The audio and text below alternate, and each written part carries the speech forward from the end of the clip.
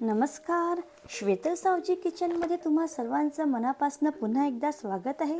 आजची आपली रेसिपी आहे खसखसची भाजी। मी इथे खसखस 4 ते 5 तासाआधी भिजायला घातलेली होती। त्यानंतर मी इथे कढई घेतली आहे।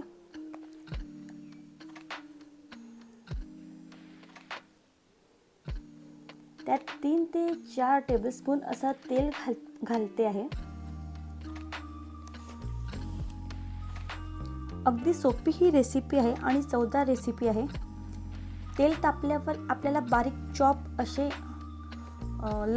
लसणाच्या कळ्या घालायच्या आहे 4 ते 5 आणि लसणाच्या कळ्या छान असे लालसर होऊ द्यायचे। त्यानंतर मी ते कांदे घातले आहेत 4 बारीक चॉप करून।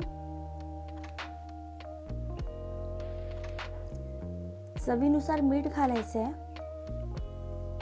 म्हणजे आपले जे कांदे आहेत ते लवकर शिजतील आणि 3 ते 4 मिनिटं हे झाकून याला शिजवू द्यायचं आहे।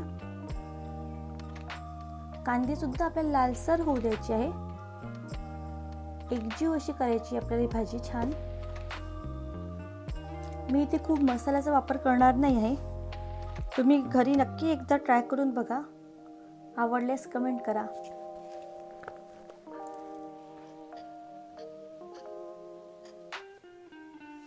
आपला कांदे छान कांद्याचा जो मसाला आहे तो छान शिजलेला आहे। आता इथे मी 1 टेबलस्पून आलं लसणाची पेस्ट घालते आहे।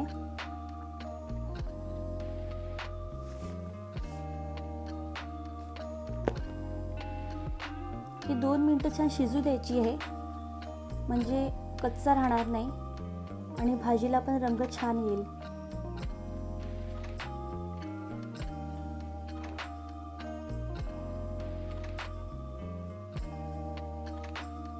इथे अर्धा छोटा चम्मच मी इथे हळद घातलेली आहे।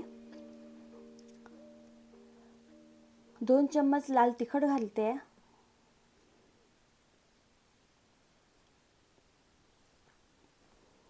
सगळं छान परतून घ्यायचं आहे। आपला मसाला छान असा लालसर तयार झालेला आहे। त्यात मी जी बारीक केलेली खसखस होती ती घालते आता।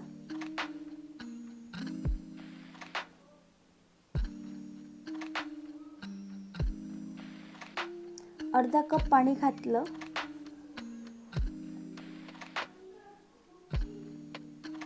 आपल्याला ही भाजी थवथवीशी अशी करायची, खूप रसा नको आहे भाजीला। भाजी 4 ते 5 मिनिटं शिजू द्यायची, त्यासाठी मी आता याला झाकण झाकून ठेवणार आहे। शिजल्यावर आजूबाजूला छान असं तेल सुटतं। तुम्ही बघू शकता भाजी छान शिजलेली आहे, थवथवीशी अशी भाजी झालेली आहे।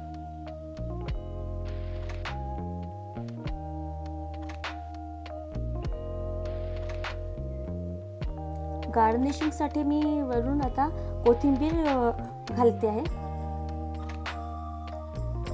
आपली खसखसची भाजी तयार झाली आहे। तुम्ही घरी एकदा नक्की ट्राय करून बघा। लाईक करा, शेअर करा आणि प्लीज प्लीज प्लीज माझ्या चॅनलला सबस्क्राईब करायला विसरू नका। Thank you.